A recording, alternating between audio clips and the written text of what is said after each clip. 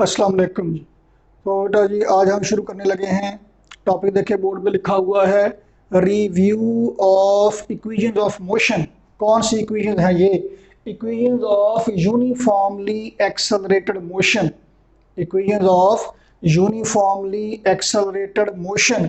Equations of motion आमतौर पे इन्हें कहा जाता है इनमें जो कि एक्सेलरेशन यूनिफॉर्म होता है या यूनिफॉर्म एक्सेलरेशन के लिए वैलिड हैं। देखिए हम डिस्कस करेंगे यहाँ पे इसकी लिमिटेशंस या डिसएडवांटेजेस लिखे हुए हैं। इनमें से एक ये है कि these equations are valid only for uniform acceleration. Variable acceleration के लिए ये इक्वेशंस एप्लीकेबल नहीं होंगी। एक तो ये बात पल्ले बांध लीजिए। दूसरी बात ये इक्वेशन है कौन कौन सी जनाब, चले देखते हैं, एक दफ़ा रिव्यू फिर कर लेते हैं। आपने देखी हुई है ये सारी, पहले प्रूव भी की हुई हैं। S is equal to V T, ये इक्वेशन जनाब आपने देखी हुई है। इसमें वी वेलोसिटी है। ये इक्वेशन यूनिफॉर्म वेलोसिटी के लिए एप्लीकेबल हुआ करती है। तो ये जो इसके नीचे दूसरी इक्वेशन लिखी है ये भी यही है। बस ये है कि अगर वेलोसिटी वेरिएबल हो तो वेलोसिटी की बजाय एवरेज वेलोसिटी लिखते हैं, और एवरेज वेलोसिटी में कम से कम दो वैल्यूज ले लेते हैं। कौन कौन सी जनाब वाली? इनिशियल वैल्यू और फाइनल वैल्यू, दो वैल्यूज हैं, बटा दो करके एवरेज निकल आएगी। Multiplied by time V I plus V F divided by 2, यानी average velocity multiplied by time. ये दोनों एक ही है, मैंने स्प्लिट करके लिख दी हैं ताकि कंफर्म हो जाए, तो फिर आपको रिव्यू हो जाए कि ये सिर्फ यूनिफॉर्म वेलोसिटी के लिए एप्लीकेबल है और ये वाली वेरिएबल वेलोसिटी के लिए एप्लीकेबल है। इसके बाद जनाब इक्वेशन है V F is equal to V I plus A T, और उसके बाद है जनाब S is equal to V I T plus half A T square, और उसके बाद है जनाब वाली two A S is equal to V F square minus V I square. जनाब ये इक्वेशन ऑफ मोशन आपके सामने लिखी हुई है। ये इक्वेशन सिर्फ और सिर्फ वन डायमेंशनल मोशन के लिए एप्लीकेबल है।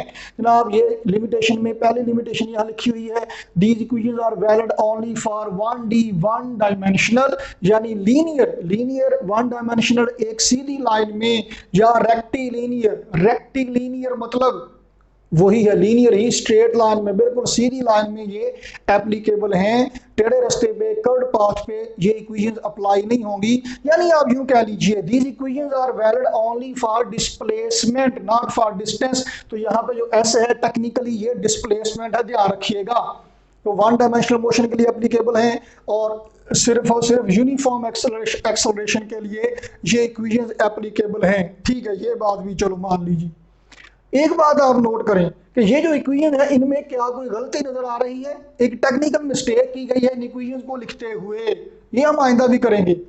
क्या इनमें जहां जहां पे एस लिखा है डिस्प्लेसमेंट, जहां जहां पे वेलोसिटी लिखी है, जहां जहां पे एक्सेलरेशन लिखा है, इसे स्केलर के तौर पे लिखा हुआ है, ऊपर वेक्टर का निशान नहीं डाला हुआ। डिस्प्लेसमेंट के, वेलोसिटी के, एक्सेलरेशन के ऊपर आप किसी पर भी वेक्टर का निशान नहीं डाला हुआ। क्या ये गलती है?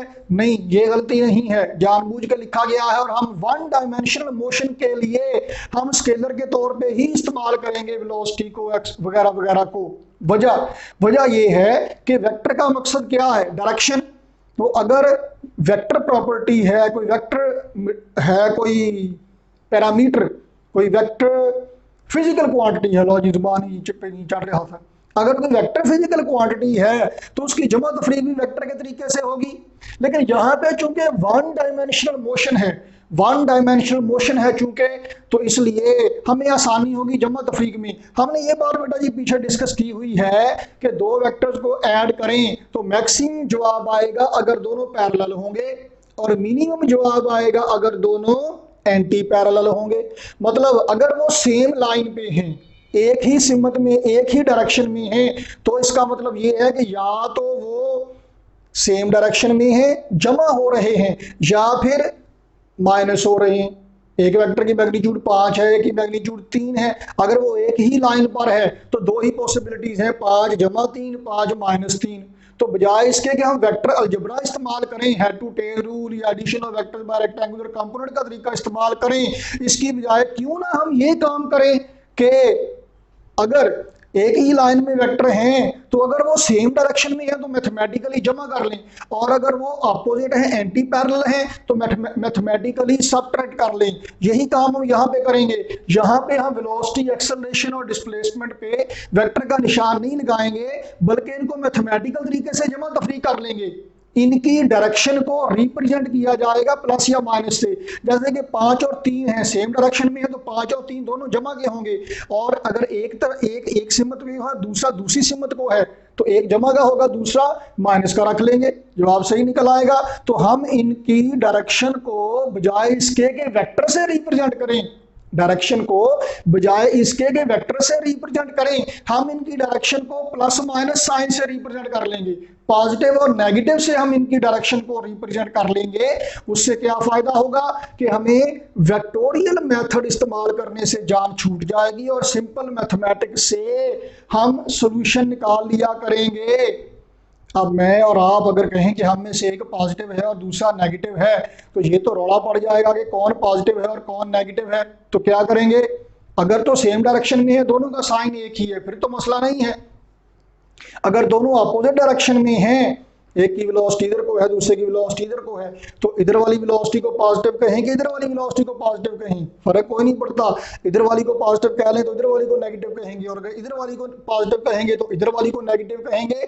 लेकिन फिर भी हम एक रूल बना लेते हैं। रूल क्या बना लेते हैं जनाब, सिंपल सा। एक हुमा है, ये किसी बीबी का नाम नहीं है, एक परिंदा होता है हुमा, उर्दू अदब में हम पढ़ते हैं इसे। ये क्या होता है, कहते हैं कि जिसके सर पे बैठ जाए उसे बादशाह बना देता है। ये वर्चुअल ख्याली परिंदा है, सच्ची मुच्ची नहीं होता, खुशनसीबी की अलामत के लिए इस्तेमाल करते हैं। अब या तो किसी के सर पे हुमा बैठ जाए तो वो बादशाह बन जाएगा, कहते हैं जी ये बड़ा खुशनसीब आदमी है, इसके सर पे तो हुमा बैठ गई। तो या पुराने ज़माने में बादशाह कैसे चूज करते थे कि कोई बादशाह मर जाता था, उसकी औलाद नहीं होती थी, तो कहते थे जनाब कल को, अगले दिन सुबह को जो बंदा सबसे पहले शहर में दाखिल होगा वही बादशाह बन जाएगा। अब वो चाहे हमारे जैसा अकेडमी पढ़ाने वाला, कॉलेज पढ़ाने वाला अपना काम छोड़ के आया हो, नहीं जी, छोड़ दो अकेडमी, छोड़ दो कॉलेज, छोड़ दो नौकरी, छोड़ दो घर बार, बादशाह बन के बैठ जाए जनाब। तो जनाब जो सबसे पहले दाखिल होगा उसे बादशाह बना लेंगे। यहाँ पे भी ऐसे ही करना है। अब हमने मसला ये है कि कुछ वेलोसिटी, एक्सेलरेशन, डिस्प्लेसमेंट कुछ एक सिमत को है, कुछ दूसरी सिमत को है, तो हम क्या करेंगे, जब कोई सिचुएशन हमारे सामने आएगी, न्यूमेरिकल हमारे सामने आएगा, प्रॉब्लम हमारे सामने आएगी, हमने उसे सॉल्व करना होगा। जो सबसे पहली टर्म सामने आएगी, जो सबसे पहली टर्म सामने आएगी, उसे हम क्या करेंगे, उसे हम पॉजिटिव साइन देंगे। सबसे पहली वेलोसिटी अगर इधर को है, इधर को है, इधर को है, इधर को है, जिधर को भी है, वन डायमेंशन में है ना, या इधर को होगी, या इधर को, इधर को, या इधर को, इधर को, या इधर को, तो वो सबसे पहली वेलोसिटी जिस शय की होगी उस वेलोसिटी की सिमत को पॉजिटिव कहेंगे।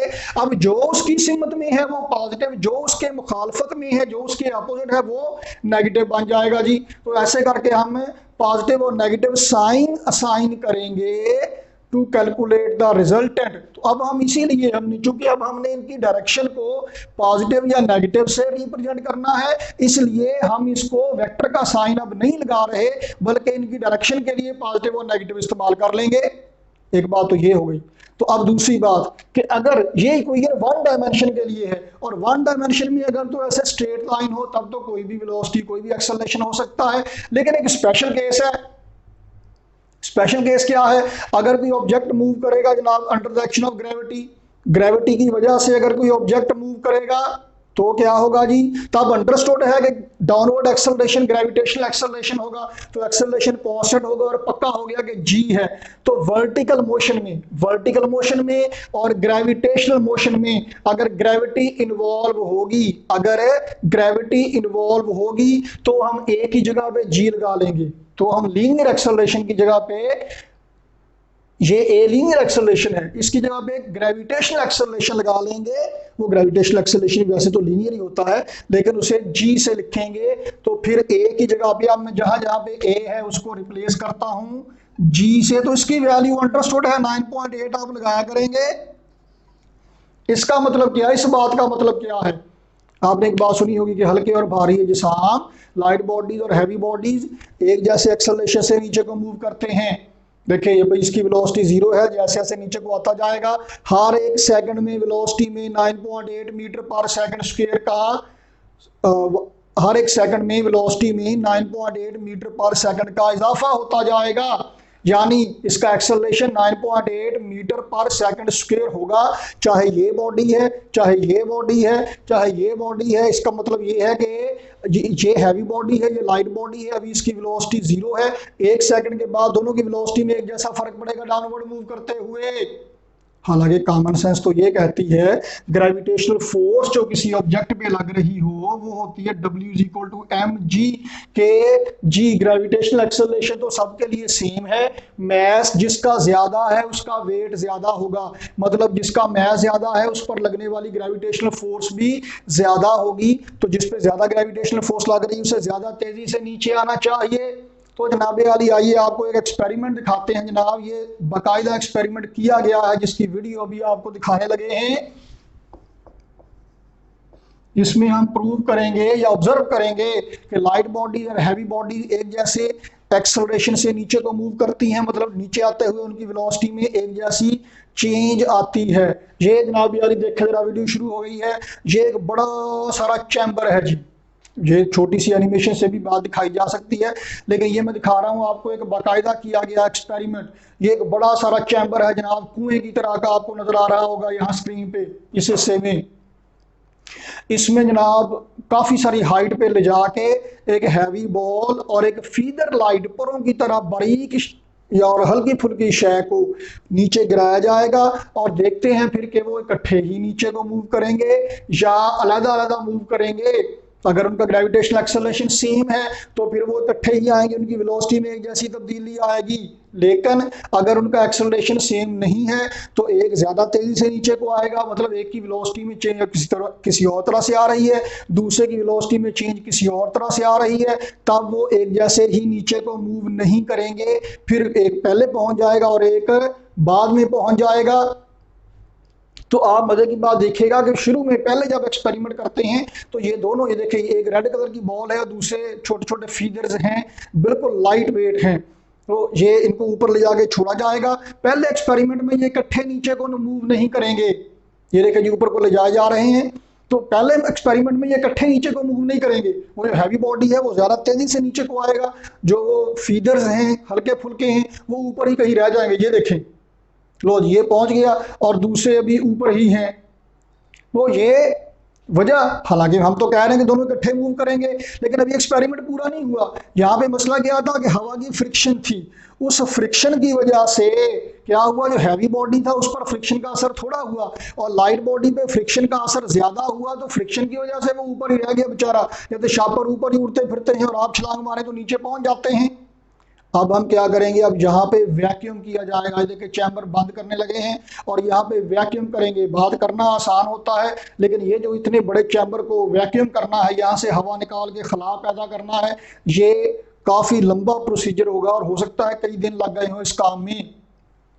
वैक्यूम क्रिएट करके मतलब फ्रिक्शन खत्म करना है। जैसे हम आमतौर पे कहा करते हैं, आइंदा भी कहा करेंगे कि जनाब फ्रिक्शन नहीं है, तो फ्रिक्शन खत्म करके अब जब दोनों को नीचे को मूव कराया जाएगा तो ये इकट्ठे ही मूव करेंगे, दोनों बिल्कुल एक जैसी वेलोसिटी में तब्दीली आएगी। अभी देखिएगा जनाब यहाँ पे भी वैक्यूम क्रिएट किया जा रहा है। सवाल फिर वही है, आपने सोचना है कि जनाब आखिर ऐसा क्यों है कि जो लाइट बॉडी है और हैवी बॉडी है, होना तो ये चाहिए कि जो हैवी बॉडी है जिसका मैस ज्यादा है, उसका वेट ज्यादा है, उस पर अमल करने वाली ग्रेविटेशनल फोर्स ज्यादा है, उसे ज्यादा तेजी से नीचे को आना चाहिए। लाइट बॉडी का मैस कम है तो उसे देर से आना चाहिए, लेकिन ऐसा नहीं है। देखिए अब वैक्यूम हो गया, ऊपर से रिलीज किया गया, अब ये बिल्कुल इकट्ठे मूव कर रहे हैं, बिल्कुल जनाब इकट्ठे ही नीचे को आएंगे। वेलोसिटी में एक जैसी तब्दीली आएगी, मतलब वेलोसिटी में तब्दीली एक जैसी, मतलब एक्सेलरेशन एक जैसा है। तो लाइट बॉडीज और हैवी बॉडीज एक जैसे एक्सेलरेशन से मूव करते हैं अगर under the action of gravitational force ये मूव करे, मतलब ग्रेविटेशनल एक्सेलरेशन सब के लिए एक जैसा है। तो जनाब देखें ये बिल्कुल एक जैसे ही नीचे को मूव कर रहे हैं, इकट्ठे आ रहे हैं। तो आपको बाकायदा सिर्फ ज़ुबानी कलामी ने एक्सपेरिमेंट करके दिखा दिया गया। ये इनके मैस में काफ़ी ज़्यादा फ़र्क है, वो बॉल अच्छी खासी है, किसी के सर पे लगे तो उसकी आंख शायद खुले ही ना इस जहान में। तो जनाब अब इस सवाल का जवाब क्या है? वो जो मैंने कहा कि जनाब जिसका मैस ज्यादा है, उसका वेट ज्यादा है, तो उस पर अमल करने वाली ग्रेविटेशनल फोर्स ज्यादा होनी चाहिए। तो ग्रेविटेशनल फोर्स ज्यादा होने का मतलब क्या है कि उसे ज्यादा जोर से खींचा जा रहा है, ज्यादा आगे जाना चाहिए उसे, लेकिन नहीं। वजह क्या है? बात ठीक है, जिसका वेट ज्यादा है, जिसका मैस ज्यादा है, उस पर अमल करने वाली ग्रेविटेशनल फोर्स ज्यादा है, और जिस पर अमल करने वाली ग्रेविटेशनल फोर्स ज्यादा है, ज्यादा उसको खींचा जा रहा है। लेकिन बात यह है कि एक लाइट बॉडी है, फर्ज कर लें ये लाइट बॉडी है, ये हैवी बॉडी है। अब अगर आप चाहते हैं कि दोनों को इस तरह से अपनी तरफ को खींचें कि दोनों इकट्ठे आए, तो इनमें से किस पे फोर्स ज्यादा लगाना पड़ेगी, किस पे फोर्स कम लगाना पड़ेगी?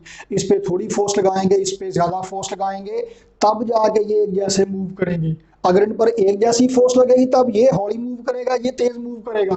एक जैसी फोर्स लगेगी तो हल्के वाला आसानी से आ जाएगा, भारी वाला पीछे रह जाएगा। लेकिन जो भारी है इस पर फोर्स ज्यादा लग रही है, जो हल्का है इस पर फोर्स कम लग रही है, तब ही ये इकट्ठे मूव करते हैं।